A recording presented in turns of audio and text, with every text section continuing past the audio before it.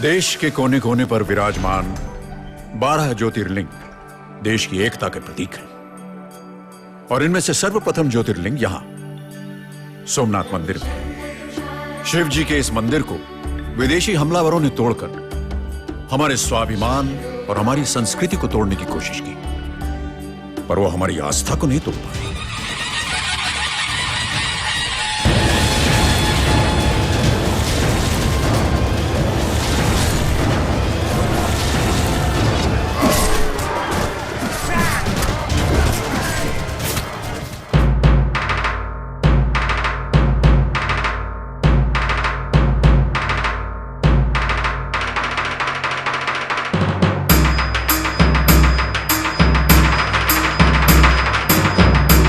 प्रभासे पंचरत्नानि नदी नारी तुरंगमः चतुर्थ सोमनाथस्य पंचमं हरिदर्शनम् यत्र गंगा च यमुना यत्र प्राची सरस्वती यत्र सोमेश्वरो देवस्तत्र माममृतं क्रुधिन्द्रायेन्द्रो परिस्रावम्।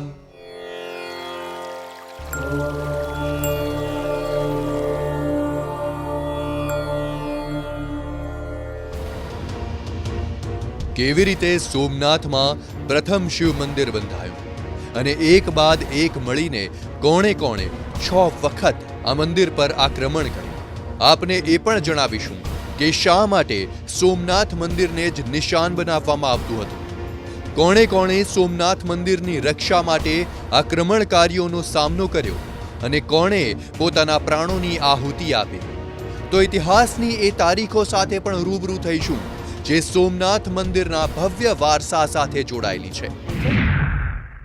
ઈસવીસન 1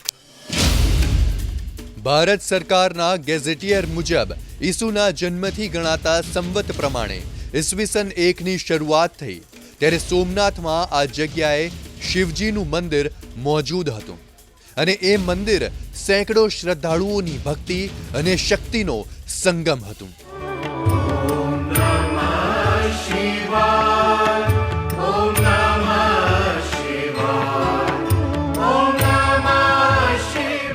એનો પ્રથમ પૌરાણિક ઉલ્લેખ ઋગ્વેદની ઋચામાં મળી આવે છે।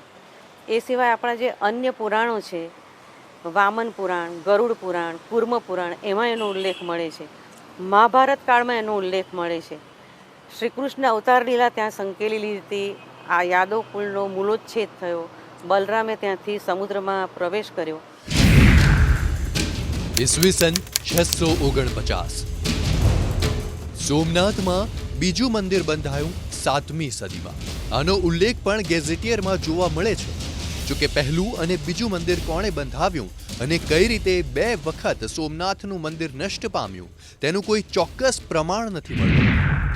અત્યારે જે જીર્ણોદ્ધારનો આપણને જે પુરાવો મળે છે એ વલ્લભીના સમય એટલે મૈત્રક કાળની અંદર આપણને મળે છે, એટલે ઈસવીસન 649-50ની આસપાસ એ મંદિરનો જીર્ણોદ્ધાર થયો।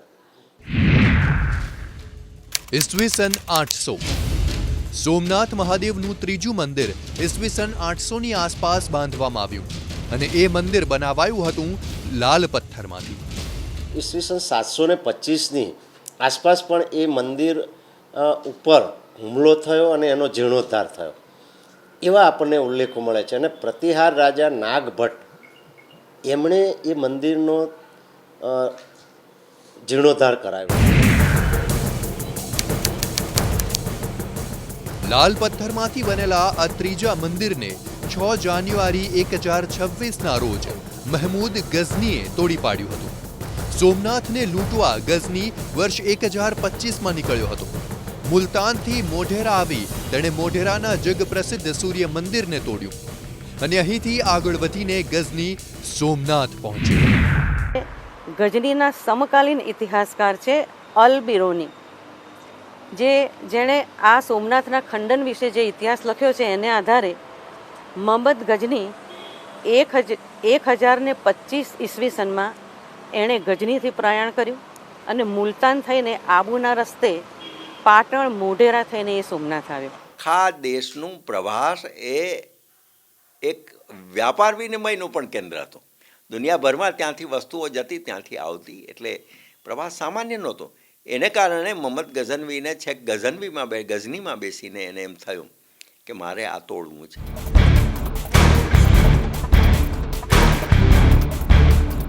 2 લાખની સેના સાથે ગઝની સોમનાથના મંદિરમાં પ્રવેશ્યો અને સળિયાથી શિવલિંગના ટુકડા કર્યા અને મંદિરનો ખજાનો લૂંટીને રક્તપાત મચાવ્યા બાદ આ મંદિરને પણ સળગાવી નાખ્યું. આ રીતે સોમનાથનું ત્રીજું મંદિર પણ નષ્ટ થયું.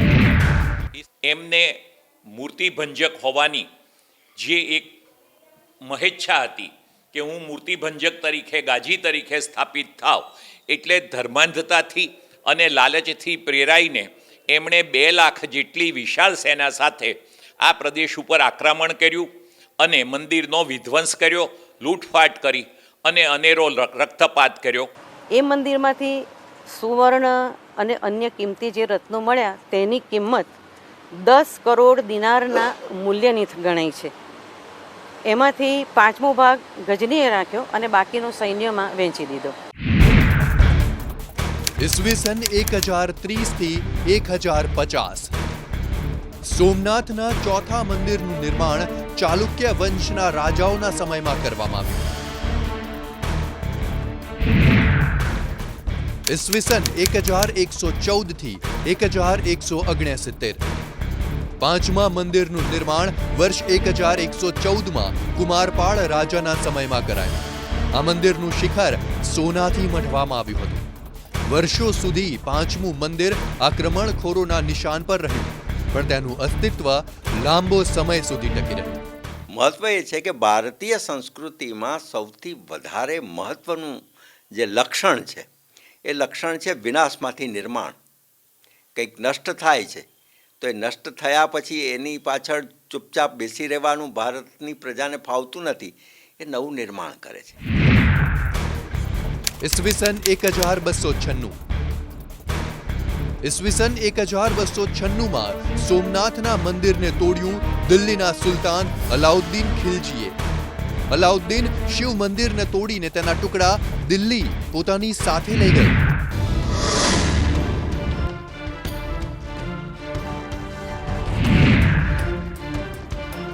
ખિલજીના હાથે સોમનાથનું મંદિર નષ્ટ થયા બાદ તેનું પુનઃ નિર્માણ કરાવ્યું જૂનાગઢના રાજા મહિપાલ ચુડાસમાએ અને આ મંદિરમાં શિવલિંગની સ્થાપના કરાવી રાજા મહિપાલના પુત્ર રાખેંગારે. ભલે કોઈ આવે ના આવે મારી સાથે, પણ હું જઈશ સોમનાથની સખાતે.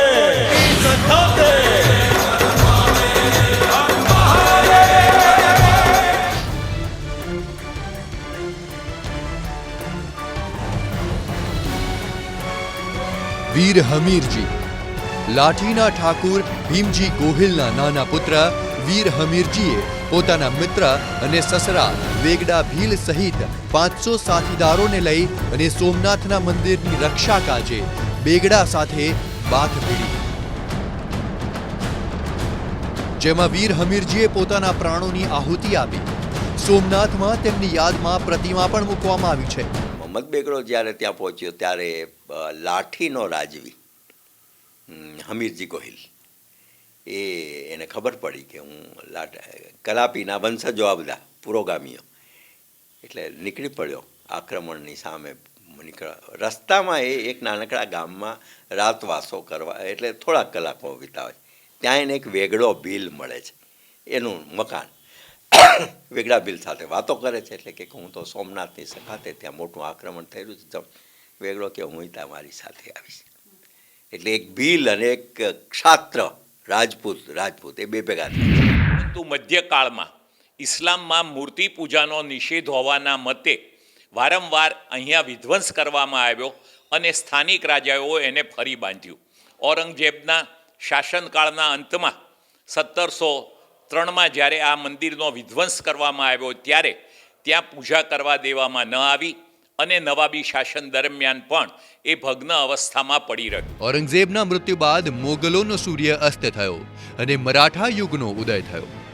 જૂનાગઢમાં નવાબોનું શાસન હતું, પણ મરાઠાઓ મજબૂત બનતા ગયા. પરિણામે દેવસ્થાનો પણ તેમના તાબામાં આવતા ગયા. ઈસવીસન 1783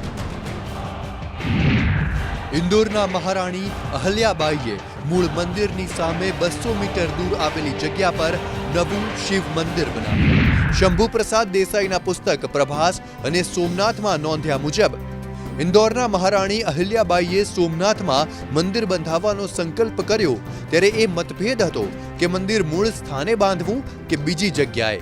આ માટે એક બ્રહ્મ સભા ભરવામાં આવી. ઘણા દિવસોની ચર્ચાના અંતે એવો નિર્ણય કરાયો કે જે સ્થળે અનેકવાર લિંગનું ખંડન થયું છે અને જે સ્થાન અનેકવાર અપવિત્ર થયું છે તે સ્થાનમાં નૂતન મંદિરનું નિર્માણ કરવાનું ઇષ્ટ નથી. વળી કુમારપાળના બાંધેલા મંદિરનું ખંડિયેર તોડી નાખવામાં આવશે તો કળાનો, સ્થાપત્યનો અને શિલ્પનો એક અતિ કિંમતી નમૂનો નાશ પામશે. જો નવું મંદિર ત્યાં જ કરવું હોય તો તે પાયેથી નષ્ટ કર્યા પછી એ પ્રશ્ન ઉપસ્થિત થયો કે જો નવું મંદિર ત્યાં ન બાંધવું હોય તો ક્યાં બાંધવું? નવેસરથી મંદિર બાંધવામાં આવે તો પણ જ્યોતિર્લિંગની સ્થાપના અને પ્રતિષ્ઠાપનના કાર્યમાં વિલંબ થાય એમ હતો અને આવો વિલંબ મરાઠાઓ ના હોવા છતાં પાલવે તેમ ન હતો. જેથી બ્રાહ્મણોએ નિર્ણય કર્યો કે સોમનાથની બરાબર સાનિધ્ય વસતા સાંકલ્યેશ્વર સોમનાથનું સ્વરૂપ છે, માટે ત્યાં સોમનાથના નવા મંદિરનું નિર્માણ કરવું અને સાંકલ્યેશ્વરની જ્યોતિર્લિંગ તરીકે પ્રતિષ્ઠા કરવી. આથી જ અહિલ્યાબાઈના આ મંદિરને અલગ શિવ મંદિર તરીકે ઓળખવામાં આવે છે. અહિલ્યાબાઈએ આ મંદિર બંધાવવા માટે 10,000 રૂપિયાનું દાન આપ્યું હતું અને આ માટેનો પંડિતો વચ્ચે વિચાર યજ્ઞ ચાલી રહ્યો હતો ત્યારે વધુ એક પ્રશ્ન ઉપસ્થિત થયો. પ્રશ્ન હતો, સાંકલ્યેશ્વર ભૂગર્ભમાં હતા તેથી બાણને ઉપર લઈ આવીને પ્રતિષ્ઠા કરવી કે કેમ? આ માટે મહાદેવ સમક્ષ ચિઠ્ઠીઓ નાખીને ઉપાડવામાં આવે અને ચિઠ્ઠીમાં લિંગ ખસેડવું નહીં તેવી ચિઠ્ઠી નીકળતા સાંકલ્યેશ્વરનું બાણ ભૂગર્ભમાં જ રાખી તેના પર નૂતન મંદિર બાંધવામાં આવ્યું. આ મંદિર ઈસવીસન 1787માં બંધાઈને પૂર્ણ થયું અને તેનું ગર્ભગૃહ રાખવામાં આવ્યું જમીનની નીચે. કારણ હતું શિવલિંગને આક્રમણખોરો ખંડિત ન કરી શકે અને અહલ્યાબાઈએ આ જગ્યા એટલા માટે પસંદ કરી હતી કેમ કે અહીં એક શિવલિંગ પહેલેથી જ મોજૂદ હતું.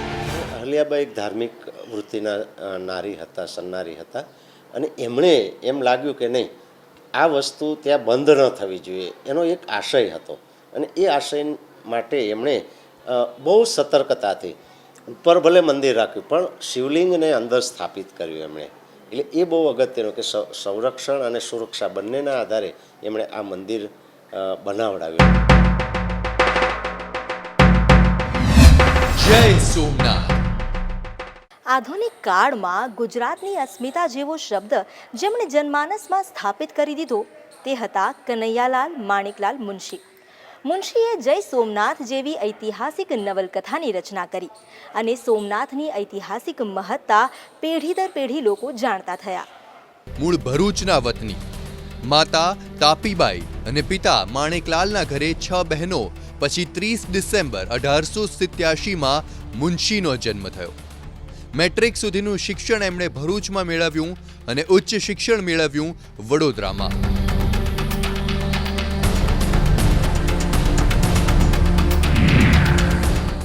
કનૈયાલાલ માણેકલાલ મુનશી 1937માં મુંબઈ રાજ્યના ગૃહમંત્રી, 1948માં રાષ્ટ્રની બંધારણ સભાના સભ્ય અને એ પછી કેન્દ્રીય મંત્રીમંડળમાં ખેતીવાડી ખાતાના મંત્રી હતા. અર્થાત લેખક અને સાહિત્યકાર ઉપરાંત ધારાશાસ્ત્રી, વહીવટદાર, હૈદરાબાદ રાજ્યના એજન્ટ જનરલ, અન્ન મંત્રી, રાજ્યપાલ, કુલપતિ અને રાજપુરુષ તરીકે પણ તેમના વ્યક્તિત્વના વિવિધ પાસા પ્રગટ થયા છે. સોમનાથ મંદિર અબડાયેલું, બાળી નંખાયેલું અને તોડી નંખાયેલું હોવા છતાં અડીખમ ઊભું છે. આ મંદિર આપણા અપમાન અને દગાખોરીનું પ્રતીક છે. એક સમયના સન્માનનીય સભા મંડપમાં તૂટેલા સ્તંભ અને વેરાયેલા પથ્થરો પડ્યા છે. એ સવારે તૂટેલા સભા મંડપમાંથી પસાર થતા જે શરમનો મને અનુભવ થયો તેને શબ્દોમાં વર્ણવી શકાય તેમ નથી. મારા પગલાંનો અવાજ સાંભળીને ગરોળીઓ બહાર આવતી અને પછી અંદર જતી રહેતી. અને સૌથી શરમજનક વાત તો એ હતી કે ત્યાં બંધાયેલો ઇન્સ્પેક્ટરનો ઘોડો મારી સામે એકદમ ઉદ્ધતાઈથી અવાજ કરતો હતો. શ્રી કૃષ્ણએ દેહ ત્યાગ કરેલો એ પવિત્ર સ્થળ પણ મેં જોયું. તેના પથ્થર તૂટી ગયા હતા. જૂનાગઢના નવાબે હિન્દુઓ આ પવિત્ર સ્થળનો જીર્ણોદ્ધાર ન કરી શકે તેવો પ્રતિબંધ મૂકેલો.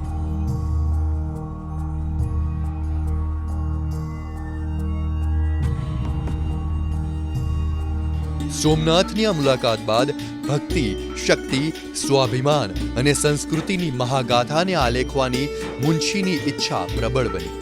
સમય જતાં ચાલુક્ય વંશ હેઠળ ગુજરાતની સમૃદ્ધિનું વર્ણન કરવાનું કામ કનૈયાલાલ મુનશીને સોંપાયું અને 1938માં આપણને મળી શ્રેષ્ઠ નવલકથા જય સોમનાથ.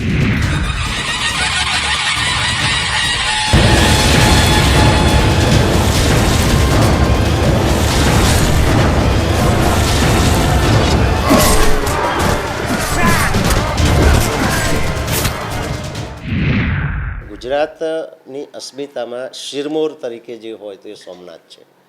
એમ કરીને એમણે અસ્મિતાની અંદર એક જય સોમનાથ કરીને લખ્યું કે શૌર્યની વાત આવે, શૌર્ય ગાથાઓ જોડાયેલી હતી, પણ ઇતિહાસ સાથે સંકળાયેલી શૌર્ય ગાથાઓ, એમના કાલ્પનિક નહીં. તો એ એક મોટું મુનશીનું કામ ગણાય. અને પુનર્નિર્માણ વખતે પણ એમણે ચોક્કસ, કારણ કે ત્યાં કેન્દ્ર સરકારમાં હતા એટલે એમણે એ પોતાનું પણ એ બળ વાપર્યું હોય અને આ વસ્તુને પૂર્ણ કરવામાં એમનો પણ ફાળો હોય. સોમનાથ આપણું જે અસ્મિતા છે, ગુજરાતની અસ્મિતા, આવા શબ્દને પણ તેઓ પ્રસાદ કરવામાં પ્રથમ સ્થાને રહ્યા હતા. અને સોમનાથ વિશે લોકો ઓછું, એમણે પોતે ઘણું સંશોધન કર્યું, ઘણો આના ઉપર ઊંડો અભ્યાસ કર્યો અને એના ઉપર જે ગ્રંથો લખ્યા છે એ આજે ગુજરાતી સાહિત્ય જ નહીં પણ એના બીજી ભાષાઓમાં પણ ટ્રાન્સલેશન અનુવાદ થયા છે અને એના દ્વારા આપણને ઘણી બધી માહિતી સોમનાથ વિશેની મળે છે. ગોરો રંગ અને નાનું કદ ધરાવતા મુનશી પોતાના કામના ઉપાસક તો હતા જ, પણ સોમનાથ મંદિરના નિર્માણ માટે તેમણે જે કર્યું તે જોતા એવું કહી શકાય કે તે સાચા શિવ ઉપાસક પણ હતા. વીબી કુલકર્ણીના પુસ્તકમાં મુનશીને આધુનિક ભારતના નિર્માતા ગણાવાયા છે. ગુજરાતની અસ્મિતા આ શબ્દની પ્રથમ ઘોષણા કરનાર જો કોઈ હોય તો તે કમા મુનશી હતા. અસ્મિતા શબ્દ એમણે ગુજરાતીઓના હૃદયમાં પ્રસ્થાપિત કર્યો અને સમગ્ર પુનર્નિર્માણ થયું એનું જે આખો સ્વપ્નદ્રષ્ટા જો આપણે કહી શકીએ, સંકલ્પ સરદારનો, પણ સ્વપ્નદ્રષ્ટા કમા મુનશી હતા. 3 November 1900 viceroy lord Curzon Veraval બંદરે ઉતરીને સોમનાથ પહોંચ્યા. સોમનાથનું ખંડિત મંદિર જોઈ તેમણે જૂનાગઢના નવાબને સોમનાથને સંરક્ષણ આપવા આજ્ઞા કરી. ઈસવીસન 1947 15 ઓગસ્ટ 1947 સદીઓની ગુલામી બાદ ભારત આઝાદ, પણ જૂનાગઢના નવાબે પાકિસ્તાન સાથે જોડાવાનું એલાન કર્યું, જેને લઈને શામળદાસ ગાંધીના નેતૃત્વમાં આરઝી હકુમત નવાબની હકુમતનો અંત લાવવા મેદાનમાં આવી. પરિણામે નવાબને પાકિસ્તાન ભાગી જવું પડ્યું અને જૂનાગઢનું 9 નવેમ્બર 1947ના રોજ ભારતમાં વિલીનીકરણ થયું. જૂનાગઢના પ્રદેશો ઉપર આક્રમણ કરવાનું શરૂ કર્યું અને લગભગ 18 દિવસની અંદર તો 24મી ઓક્ટોબરે આક્રમણ શરૂ કર્યું આ સેનાએ અને 18 દિવસની અંદર એટલે કે 9 નવેમ્બર સુધીમાં 118 ગામ જીતી લીધા આરઝી હકુમતે. અને પછી પરિણામ એ આવ્યું કે આરઝી હકુમતની સામે જૂનાગઢ શરણે થઈ ગયું અને જૂનાગઢ ભારત સાથે ભળી ગયું. મુનશીએ પોતાના લેખમાં કરેલા ઉલ્લેખ મુજબ ઓક્ટોબર 1947માં એક રાત્રે નવી દિલ્હીમાં હું સરદાર પટેલના ઘરે હતો. એ વખતે રિજિયનલ કમિશનર શ્રી બુચનો ફોન સરદાર પર આવેલો. તેમણે કહ્યું કે સર શાહનવાઝ ભુટ્ટોએ જૂનાગઢનો કબજો લઈ લેવા ભારતીય લશ્કરને નિમંત્રણ મોકલ્યું છે. સરદારે એ સમાચાર મને આપ્યા ને ત્યારે તેમણે પોતાની ખુશી આ શબ્દોમાં વ્યક્ત કરેલી, છેવટે જય સોમનાથ થઈ ગયું. આ રીતે નવાબના શાસનનો અંત આવતા જ જૂનાગઢને મુક્તિ મળી અને સરદાર પટેલ 12 નવેમ્બર 1947ના રોજ જૂનાગઢની જનતાનો આભાર માનવા જૂનાગઢ પહોંચ્યા. જૂનાગઢ બાદ સરદાર સોમનાથ પહોંચ્યા. સરદાર પટેલ સાથે જામ સાહેબ પણ હતા. અહીં તેમણે સોમનાથ મંદિરને ભગ્નાવસ્થામાં જોયું અને મંદિરના આ અવશેષ જોઈને ફરીથી આ જગ્યાએ એક ભવ્ય મંદિરના નિર્માણનો સંકલ્પ ઉઠાવ્યો. સરદાર પટેલ જે એ સમયે આપણા નાયબ વડાપ્રધાન અને ગૃહપ્રધાન હતા એ જૂનાગઢ આવ્યા. 13મી નવેમ્બર 1947 9મું વર્ષ હતું ત્યારે. અને અહીંયા આવીને બહાઉદ્દીન કોલેજમાં મોટી સભાને સંબોધન કર્યું, લોકોને અભિનંદન આપ્યા અને જૂનાગઢમાં ભળી ગયું આનંદની વાત છે. ત્યાંથી આરજી હુકુમતના નેતાઓ હતા જે શામળદાસ ગાંધી ને રતુભાઈને, એમની સાથે સોમનાથ ગયા. અને સોમનાથની અંદર આ એમ કે જઈને જોયું તો તૂટેલા જીર્ણ અવશેષો હતા બધા મંદિરના. અને દરિયાનું પાણી લઈને પ્રતિજ્ઞા કરી, સંકલ્પ કર્યો કે આ મંદિરનો અમે જીર્ણોદ્ધાર કરીશું. સરદાર વલ્લભભાઈ પટેલ. સોમનાથના સંરક્ષણ માટે મિલિટરી થાણું સ્થાપવાનો નિર્ણય લેવાયો. 6 ડિસેમ્બર 1947માં શંભુ પ્રસાદ દેસાઈની અધિકારી તરીકે સોમનાથમાં નિયુક્તિ કરાઈ. કેમ સરદાર પટેલે મૂળ મંદિરની જગ્યાએ નવું મંદિર બનાવવાનો નિર્ણય લીધો હતો, એની પણ એક કહાની છે. કનૈયાલાલ મુનશીએ પોતાના લેખમાં આ મુદ્દે લખ્યું છે કે પુરાતત્વ વિભાગ મંદિરના અવશેષોને પુરાણું સ્મારક ગણાવવા માંડ્યો, ત્યારે સરદાર પટેલે બહુ સુંદર જવાબ લખેલો. સોમનાથ મંદિર વિશે હિન્દુઓની લાગણી એકદમ તીવ્ર અને વ્યાપક છે. આ સંજોગોમાં મંદિરનો જીર્ણોદ્ધાર કરવાથી કે મંદિર થોડો સમય વધારે ટકે એ રીતે સમારકામ કરવાથી હિન્દુઓની લાગણી નહીં સંતોષાય. સોમનાથ મંદિરમાં શિવલિંગની સ્થાપના હિન્દુ પ્રજાની લાગણીનું સન્માન હશે. મંદિરના નિર્માણ માટે સરદાર કેટલા દ્રઢ નિશ્ચયી હતા તેનો પુરાવો આ પત્ર, જેમાં તેમણે જવાબ લખતા કહ્યું હતું, મંદિરના નિર્માણમાં જરૂરી નાણાં માટે હાલ જનતાને અપીલ કરવાની જરૂર નથી. વખત આવે જરૂર પડશે તો કરીશું. અત્યારે તો હું બને ત્યાં સુધી બીજી કોઈ રીતે એ નાણાં મેળવવા પ્રયત્ન કરી રહ્યો છું. દરમિયાન કલાકારો અને શિલ્પશાસ્ત્રીઓની મદદથી એના નકશા અને અંદાજપત્રકો તૈયાર કરવાનું કામ ચાલે છે. ઈશ્વરની ઈચ્છા હશે તો બધું નિર્વિઘ્ને પાર પડી જશે.